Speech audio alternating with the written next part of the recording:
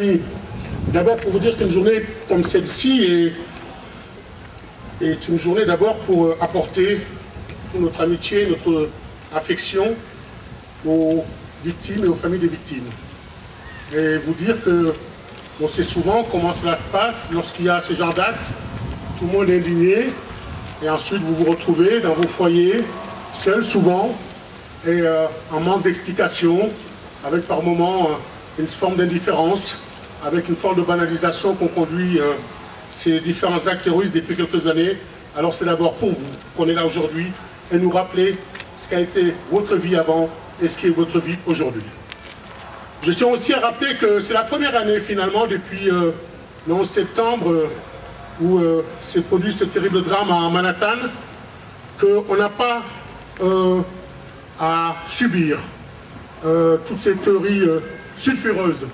sur ces tours qui de façon manichéenne ou de façon téléguidée par le Pentagone, je ne sais par quelle force occulte aurait conduit à ce drame. Et j'avoue que c'est une des raisons, moi en tout cas, qui m'a poussé à rejoindre le mouvement pour la paix et contre le terrorisme autour de Huguette, qui courageusement, depuis des années, se bat, essaie de nous mobiliser, essaie de faire que nous restons vigilants, et elle ne tarit pas d'efforts. Et si j'ai décidé depuis quelques années de rejoindre Huguette, c'est bien parce que ces théories-là, non seulement j'en avais honte, mais je trouvais que c'était une insulte vis-à-vis des victimes, vis-à-vis de leur famille et vis-à-vis de notre intelligence collective. Ensuite, parce qu'à chaque acte de terrorisme, notamment lorsque ces personnes se prétendent d'une religion qui est la mienne, eh bien, ça donne lieu à des vagues d'islamophobie et des vagues anti-arabes sans précédent. Et je pense qu'il était donc important, eu égard à mon engagement dans le combat pour la dignité, qui est la première des choses qui me fait venir aussi ici,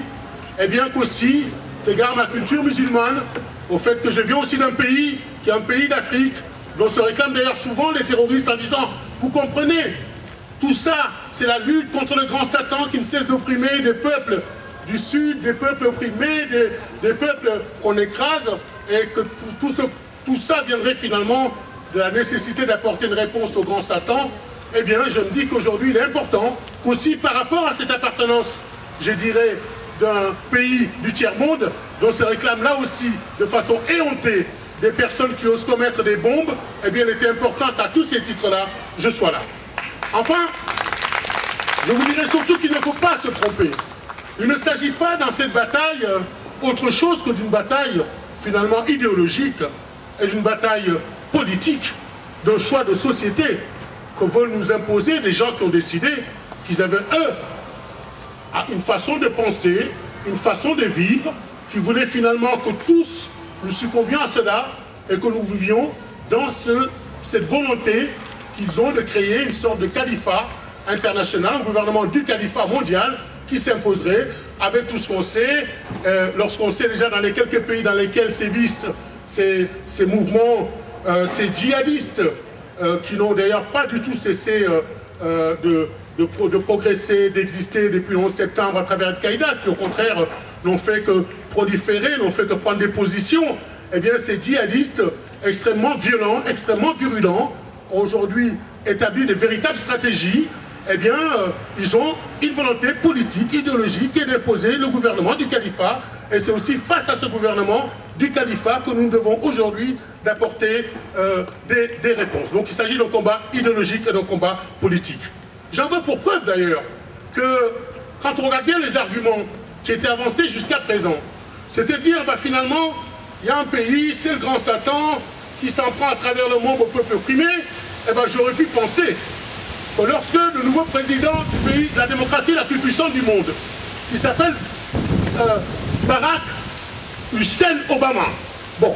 et que dès lors qu'il y avait déjà ce prénom-là, que ça aurait pu les pousser à avoir un peu plus de mesures, j'aurais même pu penser qu'au moment où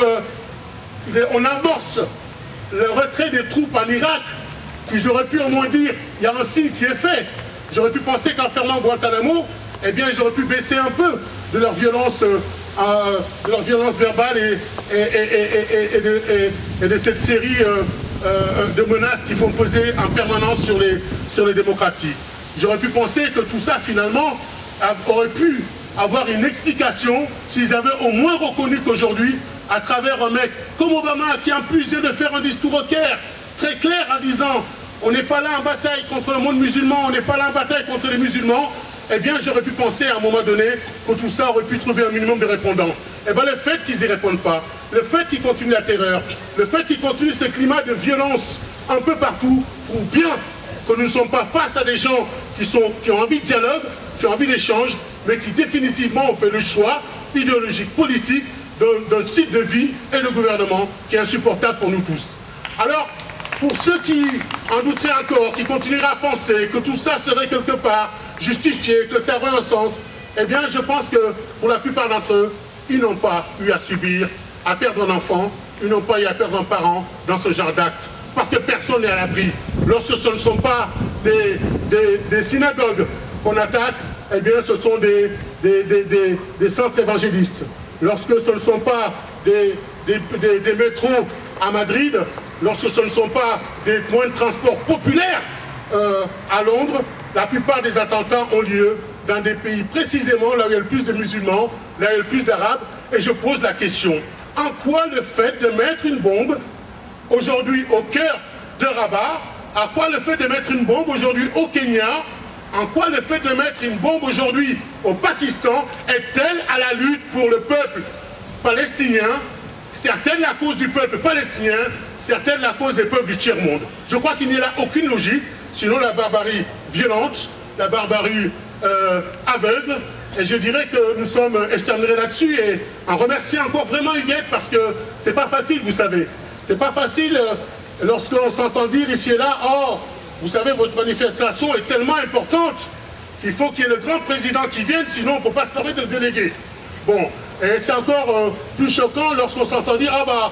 vous savez, avec les vacances, on n'a pas eu le temps, etc. Non, je pense que véritablement, on sait,